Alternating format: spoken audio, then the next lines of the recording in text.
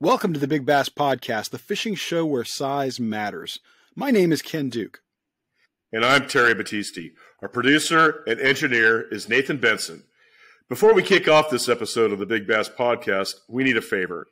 If you're coming back to the show because you enjoyed the previous episodes, please click the subscribe button now. It'll help us grow the show and allow us to continue bringing you stories of the world's biggest and most interesting bass. And if you're checking us out for the first time and like what you hear, subscribe and hit the bell so you'll be notified each time a new episode posts. We do a new show each week, and we really need your support. We also hope that you'll check out the website, thebigbasspodcast.com. There, you'll be able to find all of our shows, special bonus material, our exclusive Big Bass Podcast calculator, and lists of all state and world record bass.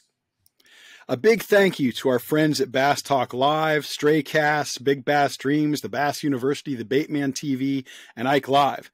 We really appreciate the plugs, the support, and the encouragement from all you folks.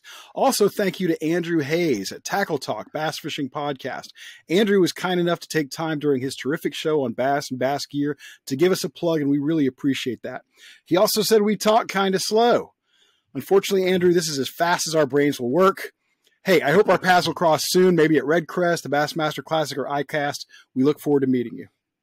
Yep. So let's get this started, Ken. What are we talking about? I think everybody watching and listening to the Big Bass Podcast has dreamed of catching a world record bass. We can go ahead and admit it. We're among friends here. And while most of our world record dreams probably revolve around the accomplishment, the satisfaction, the glory, and the fame that such a catch would bring, eventually we consider the money that might come with it.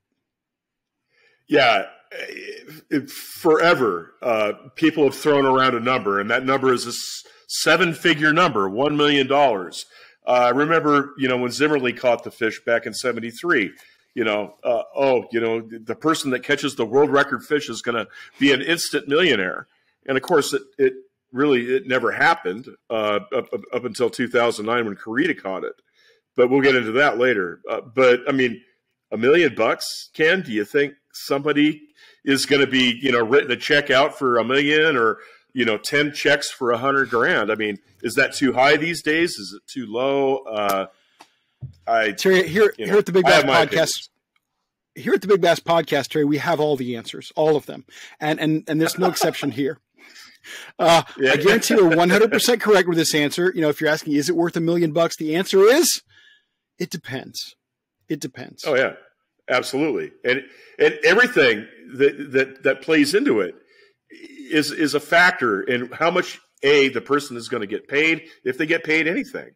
And that's what we're going to go into today is, how do you do this the right way to maximize, your bankroll?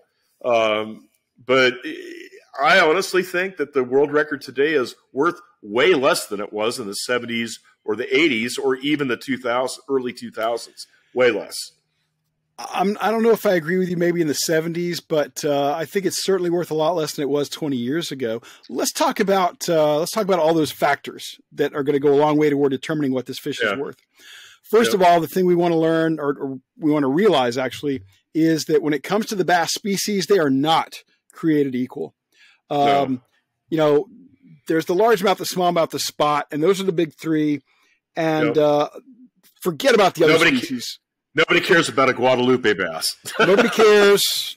I mean, we care because it can be a good story. It can be fun to learn about it and know about it. But as far as making any money on a world record fish, unless you're a largemouth, smallmouth, or spot, there's no money to be made. In fact, it's a pretty good argument that the only bass species that's worth money as a world record that we can really cash in on would be the largemouth. Well, it's been proven. I mean, it's been proven. I mean, we've broken the spot record a number of times. And, we're going to get into that a little bit later.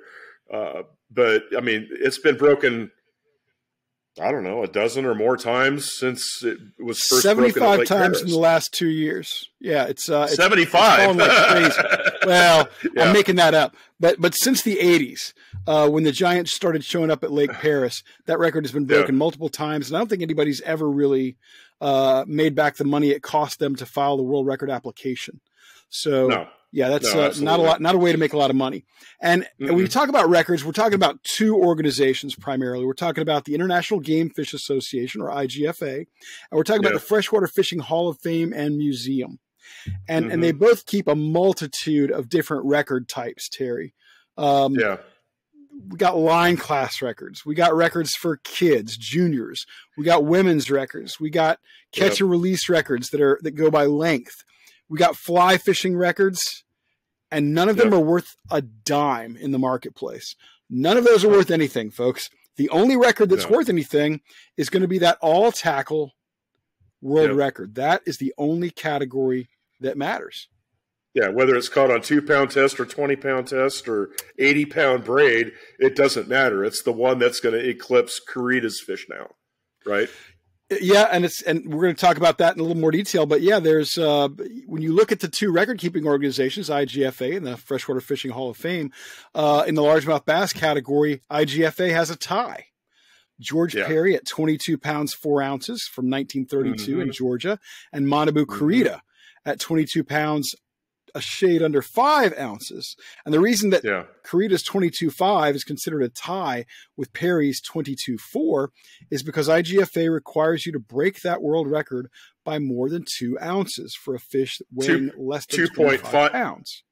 2.5 ounces to be exact, right? So I thought it was 2, but you got to break it by a meaningful margin. And I thought at the time it was 2 ounces, but let's see. Carita's fish is bigger. According to the scales, it's bigger, but that's not the way IGFA sees it. The Freshwater Fishing Hall of Fame and Museum in Hayward, Wisconsin, only recognizes the Perry fish as the world record.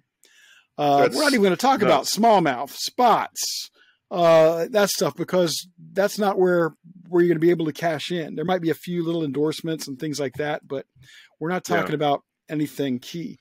Now, when you talk about these record-keeping organizations, if you have your eyes set on a record, there are a couple of basic rules that would be easy to fall astray of, but we don't want you to blow it with these simple problems. And Terry, let's talk about a couple of those.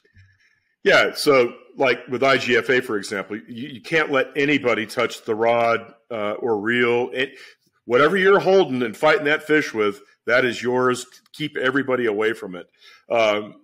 You need to have a proper license, obey the rules of the state, whether you're from that state or not from that state, especially if you're not from that state, like you're going to California, from somewhere else. You need to understand the California Department of Fish and Game laws and regulations, because that's an easy way to screw things up real quick. And then you have problems like with the IGFA. They have certain rules themselves, versus like public versus private waters. Their state laws and they are going to require you to follow all the state laws and regulations. A fish caught in violation of any of those laws is going to prevent you from, obtaining that world record fish. Your leader can't. Go ahead. I was going to say quirky stuff too that you might not think about. Like at IGFA, your leader cannot exceed 10 feet in length, and you can't use an Alabama rig unless only one of the baits on the Alabama rig has a hook. If you have a bait, if you're throwing some contraption that has more than one hook in a lure, it's going to disqualify you. There's all kinds of quirky stuff you got to watch out for. Well, but what if you've got an Alabama rig with? What if you have an Alabama rig with a jerk bait on it? I mean, that's got 3 hooks on it, right? For the most part, but they're all in one. They're all in one bait, so you're okay. Yeah. Okay. So you're okay. I mean, it's just. But yeah, there's all kinds of tricky things, and you want to be familiar with those things. But now let's get to the nitty gritty, Terry. Let's get to the nitty gritty, because if this fish is really worth $1 million or anything close to that, the guy who catches it is going to have to be. He's got to make all the right moves. Especially in 2023, as we record this episode, you got to make all the right moves. Mm-hmm. Yeah, and I think the number one thing, I think the number one thing that would really help you capitalize here is to, if humanly possible, keep that fish alive. Oh, hell yeah. It's worth way more alive than it is worth dead. I mean, just imagine Johnny Morris, for example, would love to probably buy that fish and put it in the Wonders of Wildlife Museum in Springfield. I mean, he had the fish from Texas, right? Yeah, Ethel. I mean, Ethel. Ethel. He had Ethel from Texas forever. I mean, just imagine how much money that fish made Johnny Morris.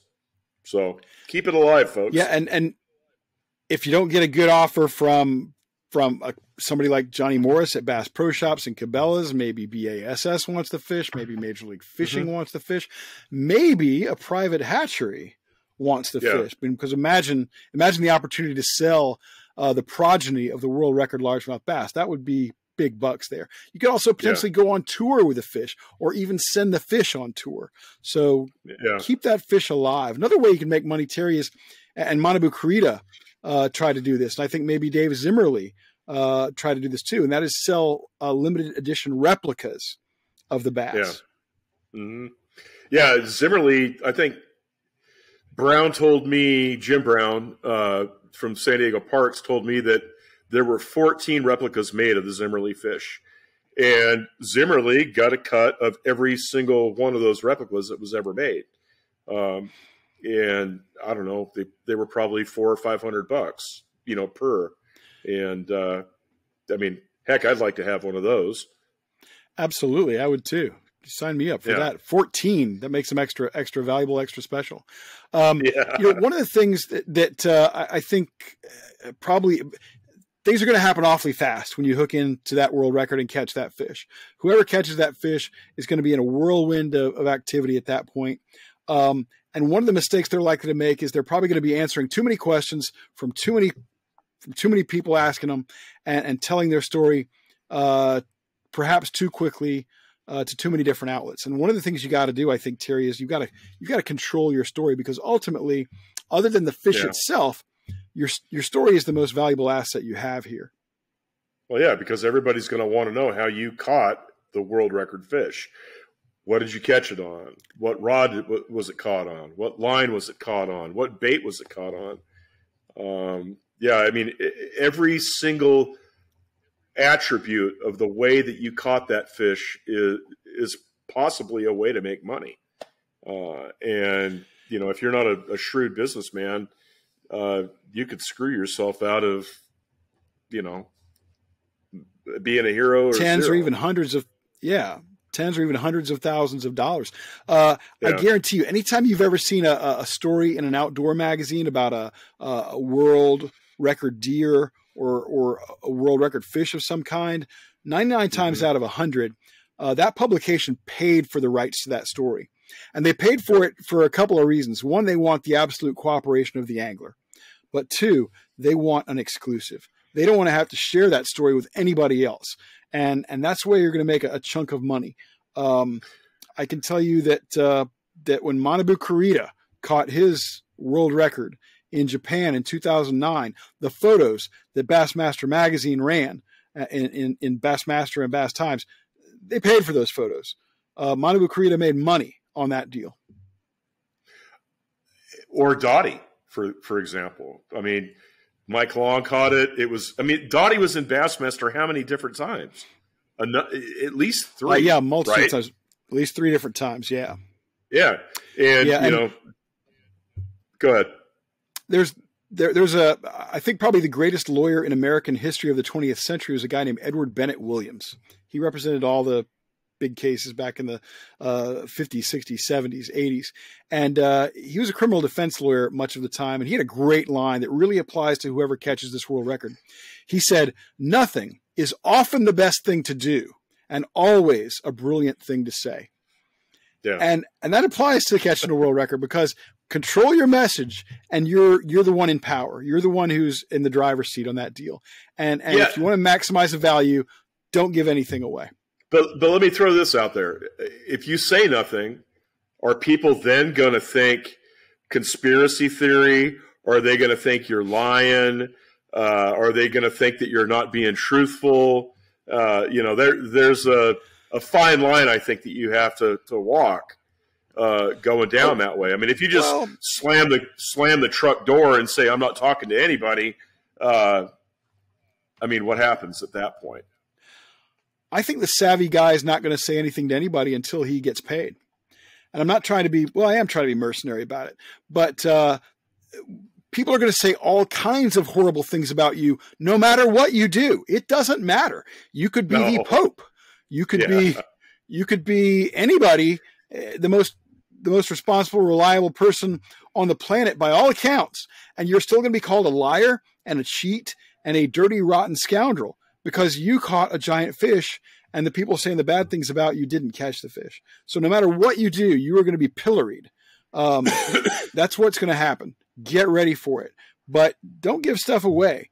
We're going to talk about how you can protect yourself from a lot of these naysayers in just a minute. But, one of the things that I think is valuable here, at least to consider, Terry, is creating the right partners in telling your story. One way to control your story is to identify a particular writer you're going to work with, a videographer you're going to work with, maybe a biologist who's going to help you keep that fish alive. And you may even need a publicist and a social media expert. Yeah, but all that stuff costs money, right?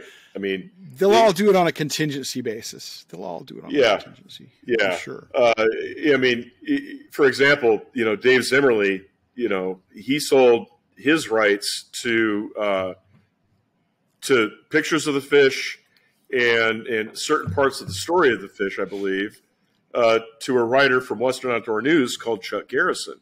So any photo that was ever taken of that fish was taken by Chuck Garrison. And when Zimmerly was asked by Bassmaster or Western Outdoors or Western Outdoor News or Field and Stream, and he sold the picture to them, Chuck got a bit of that. And, you got to do it the right way. Maybe the first thing to do is call Ken Duke and hire him as your fish lawyer.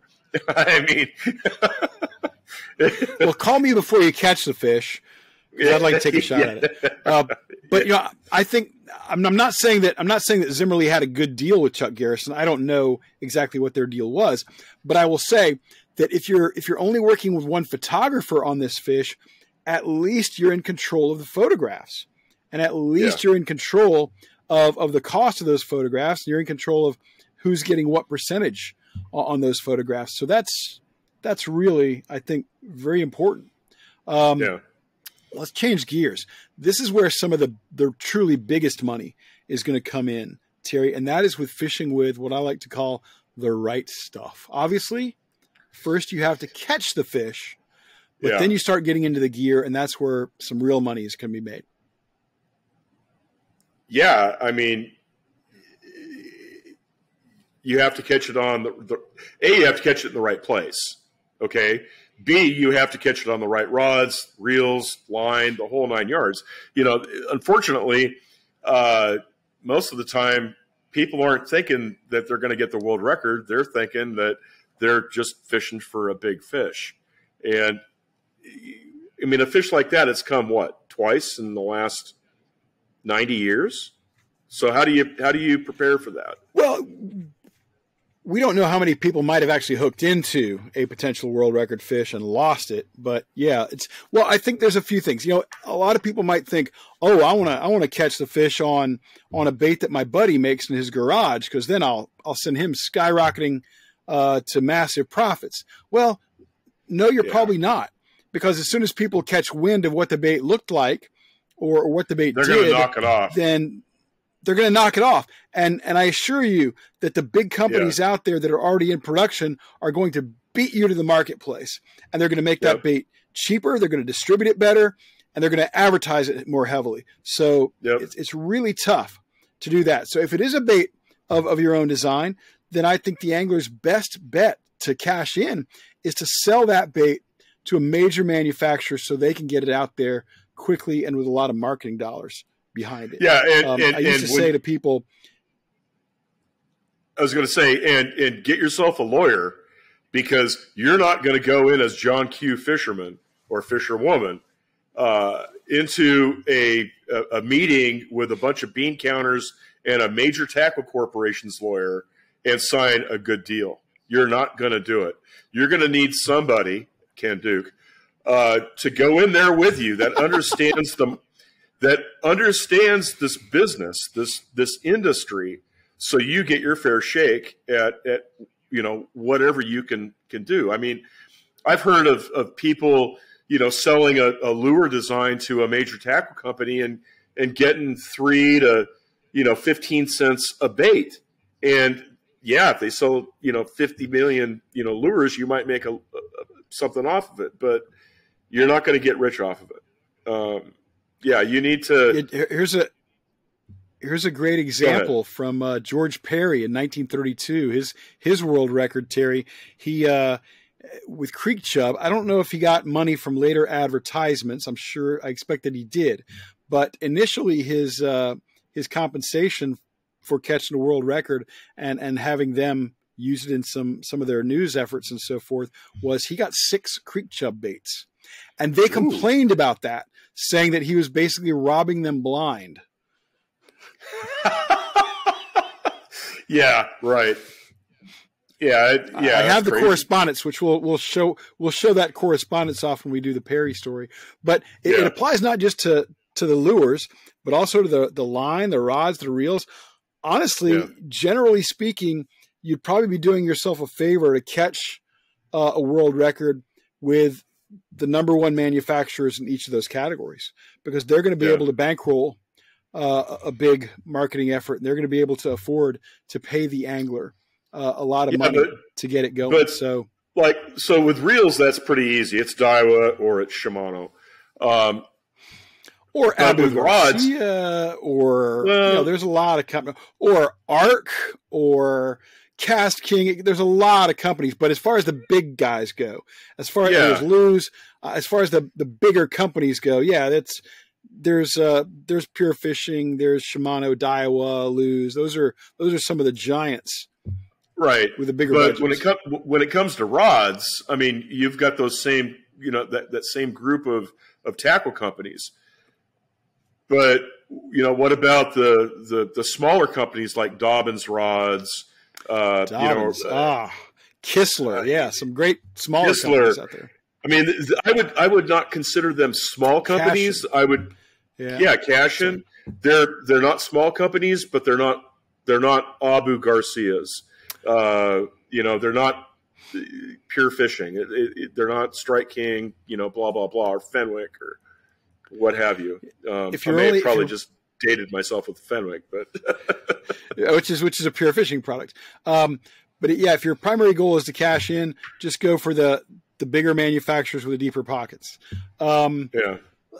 We talked a little bit about the right place and some of the rules that IGFA and the Freshwater Fishing Hall of Fame have, but a lot of people probably tend to believe that a new world record is going to be caught from private water. Well, that's great, and by all means, you want to catch that fish if you possibly can. But I believe that a public water catch is going to be worth dramatically more money.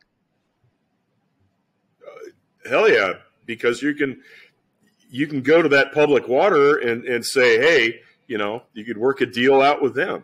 And not only that, but at that point, now you're a hired gun. You could actually guide people because you've got There you go. You could guide people. I mean, look at the kid down there that's catching all those fish out of OHIV. He's charging $2,000 a day for a guide. Josh Jones, I think, is who you're talking about. Yeah, guides on OHIV and Fork and places like that. $2,000 a day. I mean, holy crap! Guys are having a hell of a time putting people in butts in seats for $600 a day. So, I think also the public water thing works to your advantage because people are going to see that as more legitimate, and people are going to think that fish was probably tougher to fool. So that means you had greater angling skills, perhaps. That means the bait you were using, the tackler you were using, was up to a higher standard. Another thing about... But public usually generally means a big body of water, which means that there might be another record out there, whereas a small private lake may only have that one fish. So there's another thing you got to consider. Yeah. Okay, now a big factor, Terry, in how much money can be made on a world record bass is who is the person who catches it. And if the guy who could probably make the most money off such a fish is our friend Bill Dance. Bill Dance is hugely famous, the most famous angler in the world. It's not close. Bill Dance is the most famous angler in the world. I thought it was Junior Samples. He's dead. A, he's dead. B, go back to that episode, pointing to the link right here, and you'll find out that I'm right, Terry's wrong, but he just won't admit it. But a famous angler or somebody who's got some fame already has got a massive edge over somebody who's an unknown. And my example would be, it's better to be Roland Martin than Marty Rowland, whoever Marty Rowland might be. You want to have a ton of integrity. And Terry, you asked earlier about how do you avoid the slings and arrows of being called a liar and a cheat and a horrible human being when you catch this record bass. Well, one of the things I would recommend anybody do after they've caught such a fish is to put yourself on a polygraph and be tested, but control the questions that are being asked. Make sure you ask the right questions so you're going to get past any sort of application that IGFA or the Freshwater Fishing Hall of Fame and Museum might have, but don't go into something like, did you ever do anything? Right. Did you ever cheat off somebody's test in high school? Don't go that far. Oh yeah. Okay. So I have a little bit of experience with polys. You don't control the questions that are being asked. They actually control the body that is, making you take the poly is the one that's going to control that. Well, I'm suggesting that you hire your own polygrapher. You go through a series of questions which will help you maintain the integrity of your catch. Did you have a valid fishing license at the time of your catch? Yes. Were you knowingly violating any state regulations with regard to your catch? No. And you do that. You do a very boilerplate kind of polygraph that you can present to various organizations and to potential sponsors and advertisers.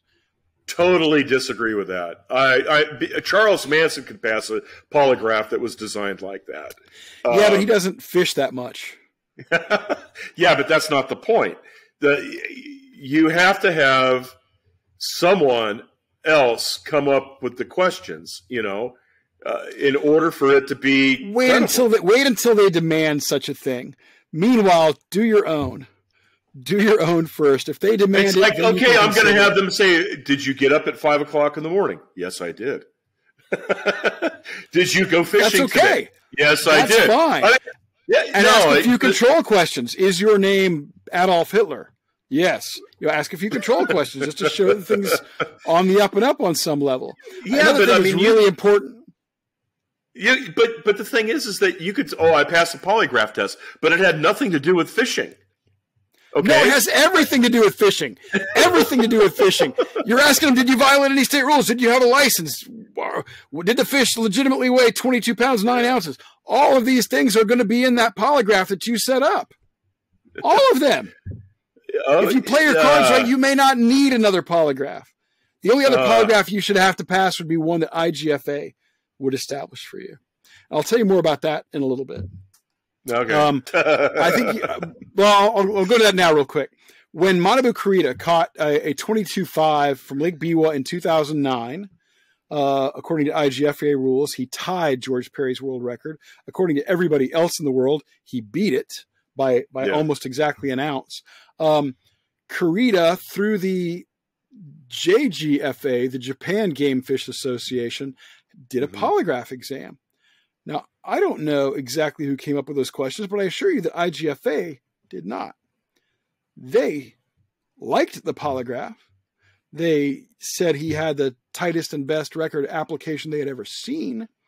I loved that he took a polygraph, but that thing was put together by the Japan Game Fish Association. I don't know. Do we know what the questions were? But I don't know what the questions were. IGFA may know what the questions were, but they were willing to take a lot on confidence and honor from the Japan Game Fish Association, which obviously had a little bit of a dog in that hunt because they would love to see a record as prestigious as the largemouth bass being caught in Japanese waters, despite the fact that it is an enemy fish there. Anyway, this was a polygraph that IGFA wanted him to take, but I don't think they necessarily came up with the questions. I'm not sure about that. Let me change gears just slightly and go on to the next thing here. And that is that a person with good communication skills somebody who's good in interviews, somebody who's good at public speaking, that person's going to make a lot more money than somebody who lacks those skills. Absolutely. Image is everything. Yeah, image is everything. And if you present yourself well, you'll make a lot more money. And you're going to be under a microscope in the fishing industry if you catch such a fish. So you got to be able to market yourself. You got to be able to put yourself out there. You got to show a high degree of communication skills and integrity. Yeah. And your story can't change at all. It's got to be the same story year after year, month after month, day after day. It can't deviate at all. So, and almost no record bass story has ever met that standard, Terry. No, that's absolutely right. I mean, and sometimes that may not actually be the fault of the angler. It may have been other people changing the story, and that kind of ties back into the control your story aspect that we were talking about earlier. And hey, let's get into. Sorry, go ahead. I was just going to say it's the whole telephone game, right? I mean, so and so starts a rumor, and that rumor all of a sudden becomes gospel, even if the person didn't say something. It happens everywhere. It's not just in bass fishing. I mean, it's every factor of life that rumors are going to be started, and you're going to have to figure out a way to control them. And that's why, like Ken said at the beginning, you've got to be able to control your story. Make sure you've got it on. You've recorded it. It's dated. You've got witnesses, the whole 9 yards. So do it the right way.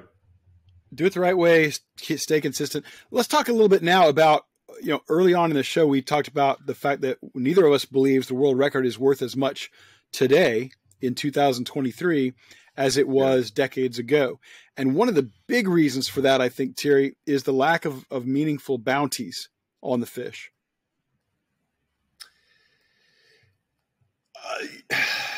Golly, I don't know if that is the deal, or if we've already seen a 25 caught and it kind of burst everybody's sails, or that Carita did catch what we consider the world record. I don't know, but I don't see the enthusiasm in things that have been written on the web or in any of the bass magazines lately. Nobody's talking about the world record, or very few people are talking about it anymore. And why is that? I don't know. I think it's because nobody's knocked on the door in a long time. And that could very well be right. I mean, you had the California run all the way up until the whole quagga mussel deal, happened. I mean, it was Casitas, Castaic, and San Diego. And then you had the Northern Cal, groups that were, every year even up through the 2000s, the 2000 to 2010, people were talking about the world record every single year. And since that whole quagga mussel thing took over California, and they quit stocking trout, and they shut down one of the best lakes in the world, stripers got into the other one of the best lakes in the world. It's like it's completely died, states like Texas. States like Texas, no, they go ahead. I was saying nobody's come within 2 pounds of the world record in the last, since Carita, and nobody's come within 2 pounds of the world record in the U.S. since Dottie in 2006. I think that calms things down a lot. Yeah, when was the last time? Carita's was the last 20-pounder that was caught. Prior to that, it was Dottie. Nobody's – hell, has an 18 been caught in the last 10 years? I don't think so. Plenty of them have been claimed, but in the last 20 years, it's been a while. Jed Dickerson's 2111 was almost exactly 20 years ago. I think, but before that, no certified 20s since that. And it's coming up on the 20th anniversary in May. Yeah. And so I know there's, people out in California that are chasing world record fish. And part of the problem is that they're not talking at all because they don't want the bite to get ruined. There's high chance, high probability that fish in the 18, 19, 20-pound class have been caught in the last 10 years. But because they were 18, 19, 20-pound fish, they're not being reported because most likely they're coming out of a small reservoir, and they don't want that lake ruined. Some places still getting trout. Yeah, absolutely. I know a couple of folks out in the West that are chasing those fish, and they won't even tell me what they're doing. But at the same time, they're whispering under their breath that, yeah, you should have seen the fish that I caught last year. And they wouldn't say that if it wasn't approaching 20 pounds. So there's a lot of stuff going on in the wings that we don't know about, and it's all because of people not wanting to have their lake ruined.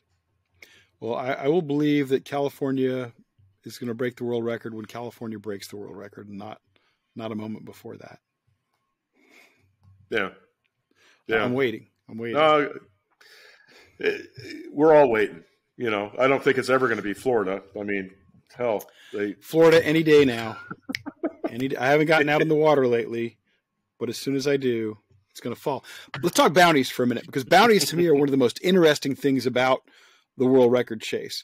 One of the first bounties that I found was from Creek Chub, the company that made the baits that caught the Fritz Friebel fish, which set the world record in 1923.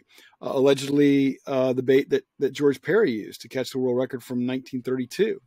So in the 70s and 60s, Creek Chub had $1,000 bounty, Terry. $1,000. Yeah. And so they were playing the game. Then Bass comes along in the 70s, and Ray Scott gets it rolling, and Bass starts offering $100,000 bounty on the world record if it's caught by a member. And that they kept that going into the 90s, although they didn't always publicize it much. Of course, Ray Scott was using that to generate memberships. Yep. Trilene came out with a world record line. It was part of their XL XT series, and in the 80s and 90s, they had $1,000 bounty if you caught it on their line. Then it got big. In the late 80s, it got big. Bass and Magazine came up with their Big Bass World Championship in 1989, and they offered $1 million to anybody who joined that club and caught a world record. $1 million. Suddenly, the world record was legitimately worth $1 million. Yeah, it's interesting you say that, because even in the 70s and the early 80s, when all that world record fish is worth $1 million, I was doing the calculation. It's like, hell, on paper, with all the bounties that are being offered and all this stuff, it's only worth about $53,000. I mean, exactly. It was like, where the hell is this $1 million coming from? I mean, it doesn't add up. But like you said, Bass and Magazine starts the Big Bass World Championship deal, and holy crap! And the Lloyd's of London they were the ones that were insuring it. But they still were paying out, what was it, $25,000 every year for the biggest bass caught that year. And you and I know a couple of people that cashed in on that multiple years in a row. And some people who shouldn't have. Yeah. Including some people who should not have been cashing in. There was some real money to be had then. Yep. Daiwa got into the world record game in the late 90s. They reintroduced their millionaire casting reel, and they offered $1 million to anybody who caught a world record largemouth on a millionaire reel. I like that tie-in. Berkeley stepped up their game in the mid 90s with the power worm. They put a $500,000 bounty on the world record largemouth. And then, Terry, then we get to the big time. In the late 1990s, an organization known as the Big Bass Record Club, they put a $5 million bounty on the world record. And this was a very interesting time to do it because people were still knocking on the door of Perry's record at that point. Of course, membership was required. Membership cost like $20 a year. They later raised the bounty to $8 million. And believe it or not, I was actually on the board of governors of that organization, which had been started by doesn't surprise me. A guy named Mickey Owens, who's a car dealer in the Tampa area who was into bass fishing. Doug Hannon was part of that group. And they also had that insurance policy through Lloyd's of London. You know, I've got this cap. I've got one in red, but I thought this matched my shirt better for the evening. You're always worried about your clothing. I'm a fashion plate here, Terry. A fashionista. That's exactly right. Somewhere in this morass of bass junk that I call my office, I have a recording of their jingle, their little song about the $8 million bass. I'm going to try to find it.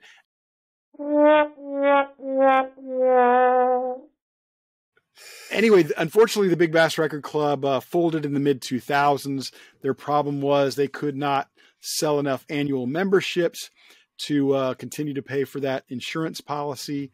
They were offering prizes not just for the world record, but also for state records and things like that. More recently, TTI Blakemore has had a bounty on the world record. Hale Lures and Stanley Jiggs had a $100,000 bounty on the world record. But if you're looking at the peak time to have caught a world record largemouth bass, it would have been in the late 90s, early 2000s, and then only if you remember the Big Bass Record Club. Yeah, absolutely. You were potentially going to cash in on big bucks. Yeah, and if you weren't a member, I mean, you might have cracked $100,000. You know, it's unfortunate, you know, but most people that bass fish, or I would say a big percentage, they're going to come to the ramp and they're going to be so happy that they've caught this fish and they're going to spill their guts and you know, every word that comes out of their mouth and every step they take is going to take them further and further away from actually monetizing, you know, that fish. You know, I would be right there with them. A very interesting little book was published in 1963. It was a fictional piece by an outdoor writer named Don Latta. He called it the $500,000 bass. It's a fantasy story of him catching the world record and it being worth $500,000 back in 1963. So naturally that extrapolated into a much bigger number. One thing about these bounties that I think is worth mentioning, and it's going to be true if there are bounties in the future like this, is, you know, you need to see what you're giving up when you try to cash in on that bounty, because usually you've got to give up the physical fish, dead or alive. Usually you've got to agree to a certain amount of appearances and things like that. You're selling your story in a way that you can never sell it again.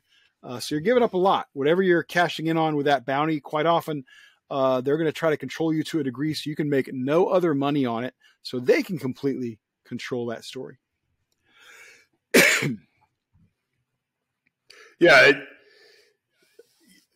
You may be able to control it a little bit, but everybody's going to want a piece of you, and when they want that piece, they're going to want it now, and they're going to want control over it, the whole 9 yards. All of a sudden, something that you should have control over has now been relinquished to somebody else, and you need to figure out a way to keep that from happening. Yeah. Let's wrap this one up, Terry. I'm going to give you my takeaway, and then I certainly want to hear yours. I'm going to say that the world record largemouth bass is worth $1 million to the right guy under the right circumstances. But it's not necessarily worth $1 million. And as a cautionary tale, I want to point to the last guy who had a piece of a world record. That's Manabu Kurita, the Japanese angler who caught a 22.5 from Lake Biwa in 2009. Yep. If his goal was the wrong way. Yeah, he did everything. I mean, through no fault of his own, he did everything wrong. Everything wrong. He caught the fish in Japan. The fish is worth a lot more if you catch it in the U.S. Kurita did not speak English. Makes him an incredibly tough interview and a challenging guy to talk with and communicate with. He did not use a lure. He caught the fish on a live sunfish. Yep. You can't manufacture a live sunfish and sell millions of them. He used Japanese tackle that was not available in the U.S. His reel wasn't available in the U.S. His rod was not available in the U.S. His hook was not available in the U.S. I don't know about his line, but most of the stuff he had was not available in the U.S., so you can't go out there and sell a lot of it. His story was delayed. He didn't get the story out there immediately. I actually broke that story, Terry, in the U.S. On Bassmaster.com back that day in 2009. But getting the story out to a mass audience took a long time. There were no meaningful bounties out there for him to cash in on. There was an economic recession going on at the time. The marketplace is so much smarter. We know now there are no magic lures. We know that there's no magic rod and reel, no magic line. I think it was a very different audience 30 years ago. It was also what we can call post-Dottie. In 2006, we saw that Lake Dixon fish weigh 25 pounds, 1 ounce. Yep. So it made a 22-pound fish a lot less impressive. Yeah. And the other thing that was a killer was Kurita did not break the record. He tied the record. And that there's a big difference. So in the end, I think Kurita got some notoriety. Perhaps he got more notoriety in Japan than he got here, but hey, in Japan, the bass is an enemy fish. You have to kill them. You can't even release them because the Japanese authorities don't want them. I know that in the U.S. he got a Skeeter FX21 bass boat and a Yamaha VMAX show outboard, but I don't think he got a lot else. He sold a few replicas of the fish, but by no means did he get rich. By no means did he get $1 million. No. Yeah, Skeeter is owned by Yamaha, which is a Japanese company. So, he didn't make anything off that fish. I mean, if he got $100,000 out of it, I'd be surprised. And that doesn't include the cost of the boat, right? And all that. I mean, maybe he might have gotten some money from, the rod company, the reel company, just because he caught it on it, the line company, maybe a hook company, because you got to pin a hook through a sunfish. Maybe he got some speaking engagements at, some of the shows and things like that. But he could have, if that fish was caught in the United States, it would have been a completely different story. But where is the next world record going to come from, Ken? I honestly, at this point in time, I don't know. I mean, Biwa is still out there. And as much as the Japanese want to get rid of the largemouth, they're not going to be able to do it unless they rote known the entire country. They'd have to kill everything in the water. Yeah. Yeah. I mean, so there's, it's kind of like us fighting the snakehead. Well, for the first 10 years that the snakehead was in the Potomac, we tried to get rid of the damn thing. And now people are finding out that, hey, they eat good. And, wow, they'll eat a frog like a mother. They're fun to catch. The bass fishing is still good in the Potomac. So where is it going to come from? And it has nothing to do with the fact that that's where I was born and raised. I still think it has an opportunity to come out of California. And the reason is because the people that I still have contact with down there that are fishing those fish, and they're really flipping quiet about it. It is so quiet. It's nothing like it was in the late 90s through the 2005, 2006 timeframe prior to the zebra/quagga mussel deal. I mean, back then it was kind of quiet, but you still had people catching 18s, 19s, and 20s, and they're going to want a little bit of notoriety about that, and so they would still weigh them in from time to time. Now there's nothing coming out of California, and I think that has to do with the fact that there are a select few people that are on some fish, on some certain bodies of water, of which I have no clue of what they are. But it's the calm before the storm, I think, is what's going to happen. That would be interesting. Go ahead. No, I was going to say, is it time? Yeah, I think we've pretty much slammed the door on this one. Let's do it then. It's time to slam the door on this episode of the Big Bass Podcast. But before we go, please remember to subscribe. It's how you can support the show and help us grow our audience. Nobody else is doing this kind of deep dive into bass fishing history and big bass like you get on the Big Bass Podcast. So please give us a like, a share, a comment, or a review. We think it's a small ask, but we assure you it is a big help. And don't forget to check out our website. At thebigbasspodcast.com, you'll find our Big Bass Podcast calculator and our listings of state record bass, plus supplementary material on each episode. The site's a work in progress, but if you like the show, you will love thebigbasspodcast.com. And if you want to contact us, our email addresses are floating across the bottom of the screen right now. They are Ken at thebigbasspodcast.com, Terry at thebigbasspodcast.com, and Nathan at thebigbasspodcast.com. I'm Ken Duke, and on behalf of my partners, Terry Battisti and Nathan Benson, thank you very much for joining us. Be sure to check back next week. We'll have a new show about a different big bass with a story that you will not and cannot find anywhere else. And remember, size matters.